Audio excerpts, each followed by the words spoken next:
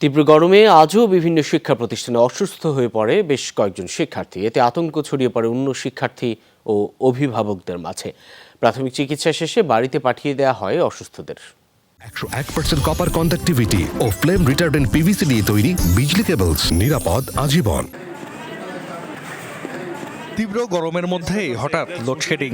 অসুস্থ হয়ে পড়ে নড়াইলের লোহাগড়া উপজেলার ইতনা মাধ্যমিক স্কুল ও কলেজের 15 শিক্ষার্থী। জ্ঞানী হারিয়ে ফেলে 6 জন। এ ঘটনায় অন্য শিক্ষার্থীদের মধ্যে আতঙ্ক ছড়ায়। অসুস্থদের চিকিৎসা শেষে বাড়িতে পাঠানো হয়। বন্ধ ঘোষণা করা হয় পাঠদান। 6, 7 এবং 8-এর কিছু ছাত্র অসুস্থ হয়ে শ্রেণীর ভিতরে পড়ে যায় ক্লাস চলাকালীন সময়। টিচার্স কমান্ড রুমে নিয়ে আসে এবং সেখানে আমরা তাদেরকে পানি ঢালা সহ বিভিন্ন প্রকার ছোটখাটো চিকিৎসা দিতে থাকি। পটুয়াখালীর কুয়াকাটায় বঙ্গবন্ধু মাধ্যমিক বিদ্যালয়ে তীব্র গরমে অসুস্থ হয়ে পড়ে 2 শিক্ষার্থী।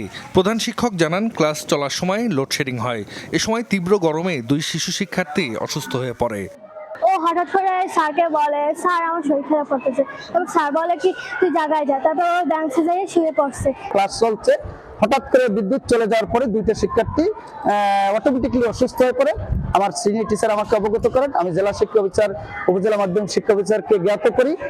কুমিল্লার মুরাদনগরে তাইমস বেগম উচ্চ বিদ্যালয়েও প্রচণ্ড গরমে অসুস্থ হয়ে পড়ে 7 শিক্ষার্থী।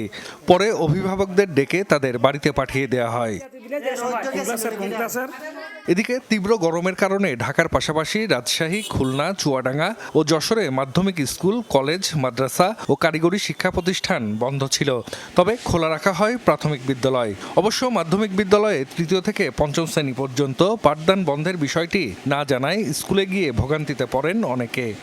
আমরা তো কালকে স্কুলে এসেছিলাম, এসে তারা তো বললোই যে 7:30 থেকে 10:30 পর্যন্ত ক্লাস হবে।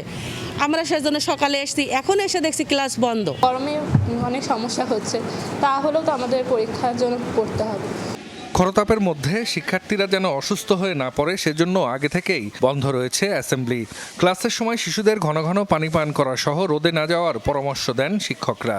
শিক্ষার্থীদের যাতে কোনো সমস্যা না, আমরা সেদিকে নজর রেখেছি এবং প্রত্যেক শিক্ষকদেরকে আমরা নির্দেশনা দিয়েছি যাতে প্রত্যেক ঘন্টায় শিক্ষার্থীরা পানি পান করে।